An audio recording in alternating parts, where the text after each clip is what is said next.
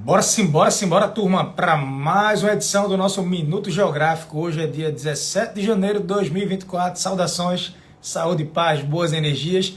Prometi que entraria ao vivo para falar com vocês um pouco, prometo ser breve, sobre a Coreia do Norte, porque circulou a notícia pela imprensa internacional, notadamente pela Reuters, dizendo que o ditador da Coreia do Norte, o Kim Jong-un, avançou com seus planos hostis em relação à Coreia do Sul agora na segunda-feira, dia 15. Ele pediu para alterar a Constituição da Coreia do Norte para garantir que o país vizinho, a Coreia do Sul, seja visto como o principal inimigo da nação que ele comanda com mãos de ferro. Só para vocês entenderem que a Coreia do Norte é uma ditadura familiar. Ele, o Kim Jong-un, faz parte da terceira geração da mesma família a governar o país. O seu avô, basicamente, foi o fundador da Coreia do Norte, o Kim Il-sung.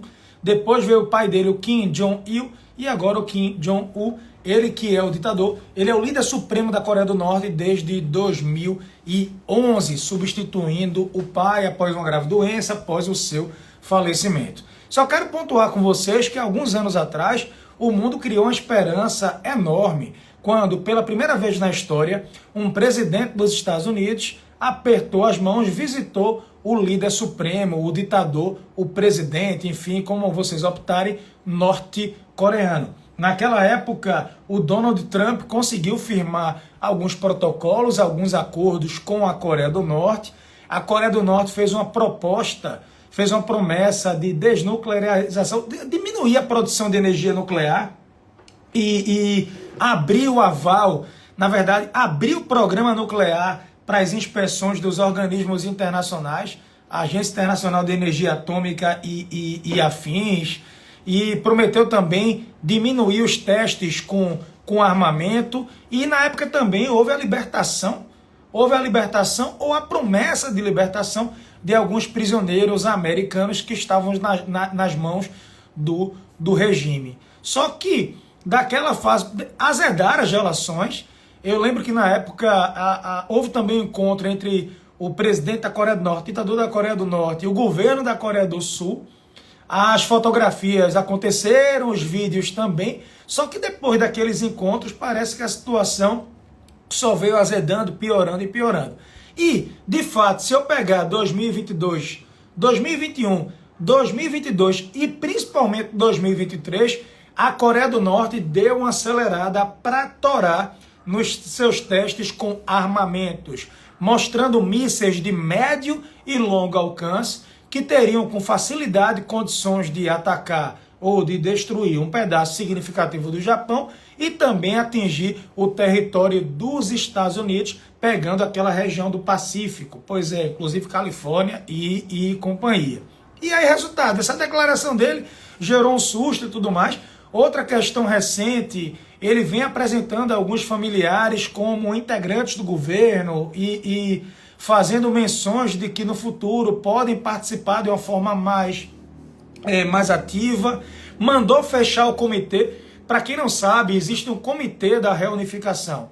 É um comitê que estuda, inclusive tem um prédio em Nova York, bem na frente da sede das Nações Unidas, ali em Manhattan, que estuda a reunificação entre Coreia do Norte e Coreia do Sul. E ele disse, olha, a reunificação está fora do contexto, fora de questão, a gente não vai debater isso por hora. Queria dizer para vocês que, tecnicamente, as duas Coreias estão em guerra, porque nunca houve um tratado de paz que eu posso dizer para vocês que tenha sido formal. O máximo que aconteceu ali foi um cessar-fogo, um armistício, mas ainda assim você tem a presença militar na fronteira, é uma das fronteiras mais tensas do mundo, representada pelo Paralelo 38. Queria lembrar para vocês que, até a Segunda Guerra Mundial, a Península Coreana foi ocupada e foi dominada pelo Japão. Os coreanos, inclusive, eram obrigados a lutarem na guerra, ao lado dos japoneses. Aconteceram vários crimes de guerra cometidos pelo Japão. Com a derrota do Japão, em um dos acordos, a península coreana foi desocupada pelos japoneses. O norte da península passou a ser influenciado pela então União Soviética e depois pela China, com a chegada de Mao Tse-tung ao poder, o Partido Comunista Chinês. E o sul era muito influenciado pelos americanos e também pelos britânicos. no contexto da Guerra Fria, houve uma guerra na década de 50, a guerra entre as Coreias, foi uma proxy by war, uma guerra por procuração, o norte financiado ali pela União Soviética e com a ajuda chinesa, o sul financiado pelos Estados Unidos e pelos britânicos, notadamente pelo Ocidente. A ONU disse, opa, calma aí, bora fazer uma divisão aqui, bora acalmar os ânimos, são todos coreanos, a mesma língua, basicamente a mesma cultura, a mesma origem étnica, não tem pra quê, mas acabou que essa divisão permanece até hoje. Até mesmo a Alemanha, que foi dividida na Guerra Fria, ela conseguiu passar por um processo de reunificação.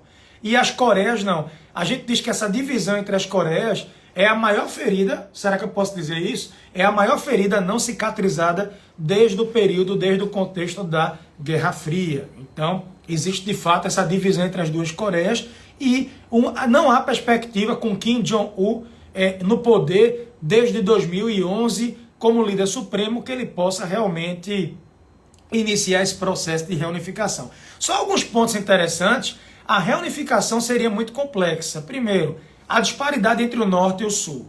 O sul é uma grande potência do ponto de vista cultural, econômico, do ponto de vista geopolítico. A Coreia do Sul faz parte da primeira geração dos tigres asiáticos.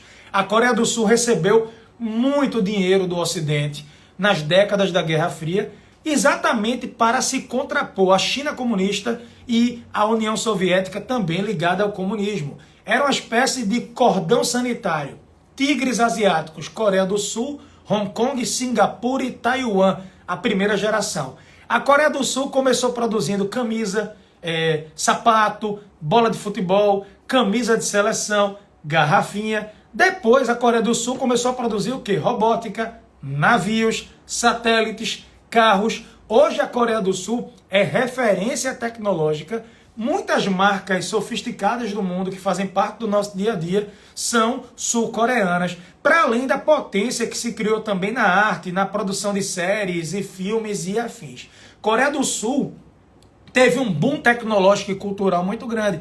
Já a Coreia do Norte ficou durante décadas isolada e piorou o isolamento, a gente fala muito sobre isso, piorou o isolamento após o fim da União Soviética. A União Soviética que financiava o regime, a União Soviética houve uma dissolução, depois foi que a China chegou com algum tipo de ajuda, algum tipo de mantimentos e afins. Se perguntar, João, então existe essa disparidade econômica, concordam comigo? Segundo ponto, o acesso à tecnologia. Coreia do Norte basicamente não tem. O cidadão da Coreia do Norte não tem acesso ao celular, o cidadão comum, à internet, se comunicar com o mundo. Ah, João, eu conversei com o norte-coreano pela internet. Eu bati papo com ele. Possivelmente ele não está na Coreia do Norte. Ou ele é do governo, nem poderia estar ali conversando com você, batendo papo, mas tem acesso à internet, à comunicação, ou ele fugiu da Coreia do Norte. É muito comum. O norte-coreano, ele foge. Ele vai na direção da China. Inclusive, da China, você consegue ver, tem um rio que separa a China da Coreia do Norte. Você consegue enxergar o outro lado. Algumas pessoas se encorajam, conseguem fugir na direção da China. Outras têm medo, têm temor. E aí você consegue algum tipo de comunicação, algum depoimento e afins. O que é que se sabe também? O custo da reintegração. Imaginem o elevado custo de abrir a fronteira do norte com o sul. Naturalmente, imaginem vocês, milhões de pessoas do norte querendo migrar para o sul. O choque cultural que se teria, o choque tecnológico, o alto custo que se teria. Até hoje, vê, a reunificação da Alemanha tem custos até hoje? Se você visitar a Alemanha, a parte de Berlim Ocidental, e migrar para a parte oriental da Alemanha, existe uma disparidade? Existe uma disparidade entre as duas áreas até hoje, não é forte, não é tão significativa, mas imagine no contexto das Coreias. Então, é algo que eu digo para vocês que é muito complexo, é difícil de se definir, e agora com o ditador fazendo essas declarações e dando demonstrações de força, cada vez mais difícil a reunificação. Queria pontuar também, Coreia do Norte, nos 2 últimos anos, se aproximou com a força do guerreiro com a Rússia. A Rússia tem na Coreia do Norte uma fornecedora, sabe de quê? De munições. Eu digo para vocês, o estoque norte-coreano é muito grande, porque a Coreia do Norte, ela vive tecnicamente em guerra desde os anos 50 com a Coreia do Sul. Mas não há uma guerra total e direta. ameaças. Mas imaginem vocês que a Coreia do Norte tem um estoque muito forte de armamentos, muito forte de munições e munições que são compatíveis com armas da Rússia, visto que durante décadas a União Soviética era aliada e financiava o norte comunista. Tá? Então, essa é a ameaça, a questão do programa nuclear também ameaçando a região, tudo isso que pode acontecer. Tranquilo, turma? Alguma pergunta, algo adicional que eu não tenha falado com vocês? Em 2018, só para lembrar vocês, uma agência divulgou a imagem do passaporte brasileiro usado por Kim Jong-un. Segundo fontes da Reuters, o líder coreano e seu pai usaram passaportes brasileiros obtidos de maneira fraudulenta para pedir vistos para países ocidentais na década de 90. Inclusive, o atual ditador teria feito intercâmbio na Europa, teria estudado fora, usando passaporte, se identificando como se fosse brasileiro. A imagem do documento com a foto de Kim Jong-un mostra que ele foi emitido em 96 com o nome de Joseph Pawag, com nascimento em São Paulo, em 1º de fevereiro de 83. Não se sabe a real data de nascimento de Jong-un, mas estima-se que em 96 ele tinha entre 12 e 14 anos, e aí teria usado um passaporte falso. Estou vendo aqui a imagem do passaporte, eu vou inclusive postar aqui para vocês, nas histórias aqui do Instagram, para que vocês possam olhar, é bem interessante. Ele e o pai, que foi o ditador antes dele, o pai governou de 94 até 2000 e meados de 2019, o Kim Jong-il, de 94 foi líder supremo, 94 até 2011. Ele morreu em 2011. E depois veio o Kim Jong-un, 2011 até os dias atuais, e antes foi o avô. Beleza, turma? Dúvidas? É isso. Tem que se preocupar o Japão. Eu nunca vi, pelo menos desde a Segunda Guerra, eu nunca soube do Japão gastando tanto com militarismo, com a questão militar. Japão muito forte. Japão forte, significativo com os gastos militares. O Japão se desmilitarizou depois da Segunda Guerra, com a promessa que os americanos iriam garantir a defesa do Japão. Foi um pacto para a reconstrução do Japão. O Japão agora voltou a se militarizar porque tem a China como ameaça e a Coreia do Norte como outra grande ameaça. Tem comércio entre Coreia do Norte e Coreia do Sul? Tem. Existe um trem conectando Coreia do Norte e Coreia do Sul. Alguns mantimentos o Sul manda para o Norte. Coreia do Norte exporta alguma coisa? Exporta. Coreia do Norte exporta ferro e carvão. Por exemplo, ferro e carvão. E tem comércio com o Brasil. Deixa eu colocar para vocês. Tem comércio com o Brasil, inclusive. A China consome 82% das exportações norte-coreanas. E 85% dos produtos que entram na Coreia do Norte vêm da China. Ou seja, a Coreia do Norte depende muito da China. E agora, fortemente se aproximando da Rússia do ponto de vista militar. Carvão é produto mais exportado. Tecidos também. Casacos, jaquetas. Alguém tem alguma roupa made in Coreia do Norte? Made in Coreia? Alguém tem alguma roupa produzida por lá? Existe uma série de embargos contra o Norte. João, posso visitar a Coreia do Norte? Pode. É difícil, não é não. Sabiam que é fácil visitar a Coreia do Norte? Você tira o visto pela internet, contrata uma empresa chinesa e vai num grupo para lá. Agora tem que ir no grupo. Pode ir de avião, de trem, ônibus. Tem que ir no grupo, fica no hotel que eles querem. É tudo pré-determinado, é o pacotão. Você paga o visto pela internet. É uma experiência diferente. Visitar a Coreia do Norte. Tem uma agência específica para isso. Passar uma semana por lá. Dá para sair entrevistando o povo, filmando.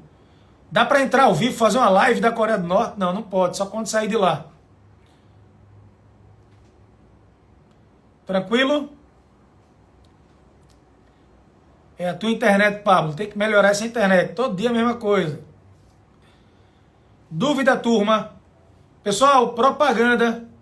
Quem não entrou no grupo ainda, tá perdendo com a força do guerreiro. O link tá na bio. Grupo do WhatsApp. Tô voltando a postar no YouTube, esse vídeo vai para lá.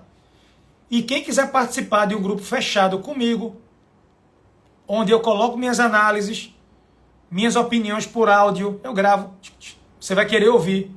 Larga o WhatsApp para falar besteira. Passa 4, 5 horas, 10 horas por dia falando dos outros no WhatsApp. Soltando pornografia e afins, mas não usa o WhatsApp de forma colaborativa e decente. Entra pro grupo. Entra pro grupo. Beleza? O link tá na bio. Custa 20 e pouco por mês, se você assinar no anual. Mais barato que uma pizza. Eu errei ontem, tinha falado 40 e pouco, 20 e poucos. Tranquilo? É só entrar. Deixa de ser pirangueiro, como a gente diz aqui. Entra lá para aprender. Todo dia tem um conteúdo. Eu não vou dizer que é todo dia não, porque tem dia que não tem o que colocar, né? E a gente precisa dar uma descansada no final de semana. Mas se estourar uma crise, sábado e domingo, eu tô lá online. Tudo vai depender do contexto. Imaginem vocês, gente, ó. Há alguns anos a Coreia do Norte estava negociando com os Estados Unidos para se abrir. E agora a Coreia do Norte fechada. Os defensores de Trump vão dizer, se Trump fosse presidente, nada disso estaria acontecendo. O mundo está de cabeça para baixo, porque Trump não está no poder. Pessoal, menos que Joe Biden é fraco, tem todas as limitações que a gente já falou, isso é fato. Presidente mais impopular também. Mas não deposite suas esperanças no mundo numa persona, não. É até feio. É até feio, porque fica parecendo torcida e... é deselegante. Eu falei muito sobre a Argentina, Guta. Vou na Coreia do Norte, vou. Não, nunca fui. Valeu, Rui. Coisa boa. É tranquilo ir para a Coreia do Norte, gente. Aplica o visto online, paga e vai. Não achem que é um mistério, não. Entrar na Coreia do Norte é impossível, não. É mais fácil que tirar o visto para os Estados Unidos. Tirar o visto para a Coreia do Norte.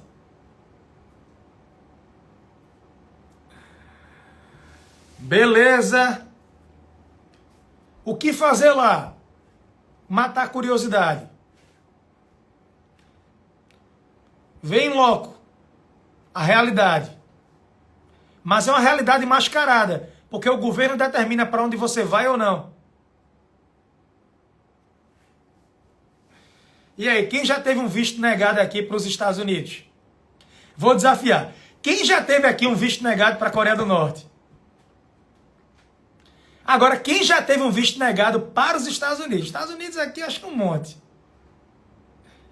Tenho medo de ir para a Coreia do Norte. Às vezes eu tenho medo de andar pela rua. Pela violência. É uma carta suprema, Rafael. Escrita pelo pequeno comitê ligado ao líder supremo. É porque ele diz que se começar uma guerra de verdade, tem que ter escrito que a Coreia do Sul é inimiga. Para justificar alguns atos. Ele fez isso para jogar com a opinião pública e colocar medo.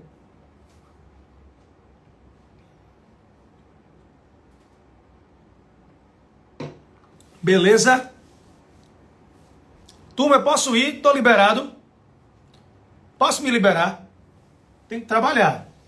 Isso é um trabalho também, óbvio, né? Eu tenho reunião agora. Para a semana recomeçam as atividades na escola internamente. A gente nem parou praticamente. Daqui a 2 semanas, ansioso para as aulas presenciais. Me gusta. Eu gosto demais. Cog Life. Cog Life. Tranquilo? Pessoal do YouTube, um grande abraço, tá? Pessoal do YouTube, volte a comentar também, Instagram. Eu vou responder todo mundo. Beleza? Valeu, turma. Grupo aberto. Eu vou fechar esse grupo num dado momento, tá? Aproveita para entrar e aprender lá. Valeu? O WhatsApp com conteúdo de verdade. Para de falar besteira aí. Tranquilo? Cheiro. Saúde e paz. Fui.